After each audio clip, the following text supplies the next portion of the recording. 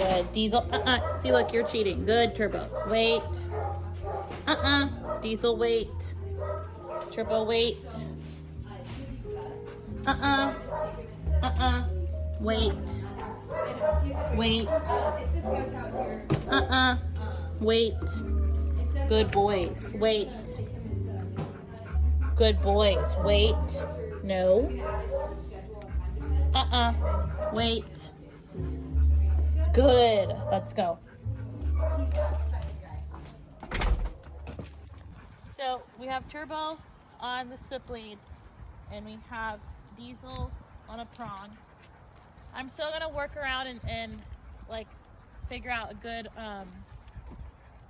sizing for him. I don't want to have him go on the tiny one because his fur is so thick. So he's on like, it's a 2.25, which is essentially like a small, and then there's an extra small, which I think the extra small is too small for him, and the correction won't be enough. And he's doing good. The only thing is that if we can tighten, I'll try and tighten his normal collar, but if that one doesn't tighten enough, then we might have to get another collar to help keep the prong up. Okay. To make sure like the prong doesn't slip down. Wait.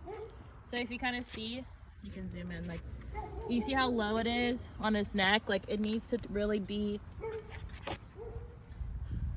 Turbo, thank you so much, honey.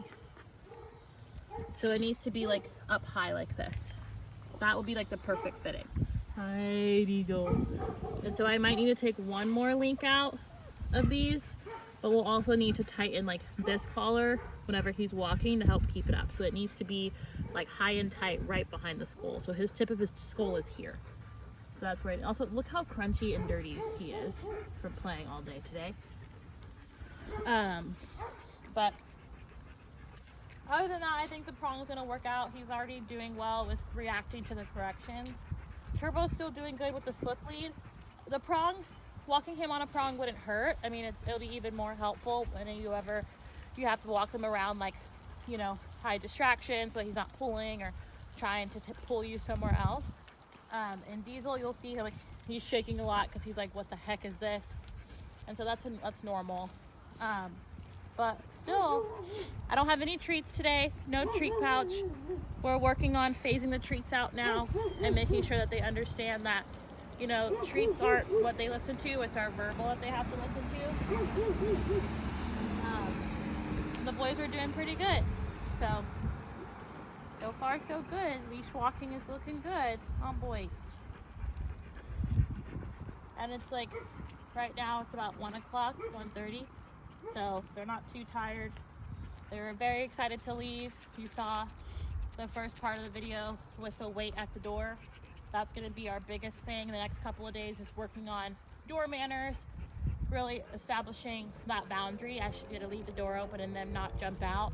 There's going to be a difference with their excitement level without a leash on and with a leash on. So we're going to work on both of those, because obviously, like, today you saw I got the leashes on them and they were super excited to get out because they knew they were going on a walk. So making sure that they understand, you know, the differences between like what they're supposed to do at the boundary line, walking out of the door versus just the door opening and them not leaving. So far so good. Come on, boys. Diesel, good. Turbo, yes, good boy. Come on, let's go. It's a rock. Good boy. Good Turbo. Yes, good boy. Good watching. Good job. Good boy. Good Diesel. So verbally rewarding for that eye contact. Obviously I don't have any treats, but the fact that they're looking and giving it to me on very loose leashes, I want to reward that behavior, letting them know like, hey, I like when you look at me. I like, you know, this. Since they're walking nicely and they're not pulling, they have the free range to get that extra leash. Let's say, for example, they start pulling me, then they rail back and have to walk right next to me. So like we talked about a couple days ago, making sure they understand like freedom is earned. The freedom to have this extra leash and get to sniff around and, you know, zigzag across. We have to make sure that they understand they only get this if they walk nicely. So right when we walk out the door, we're walking with a short lead. And then as the walk goes through, then, you know, we can give them a little bit more and more as they go by. If they start pulling, that's when we reel them back in. Especially Diesel on the prong, and we'll talk about this at home, but we want to make sure that the prong doesn't stay tight.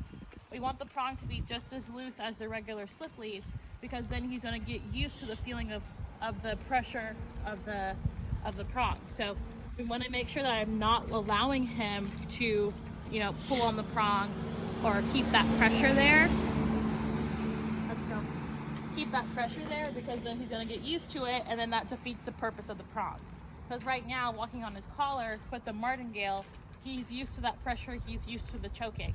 The prong doesn't choke the dog at all. It's a totally different pressure, but we want to make sure that he doesn't get used to it. But so far, so good. Good job, boys.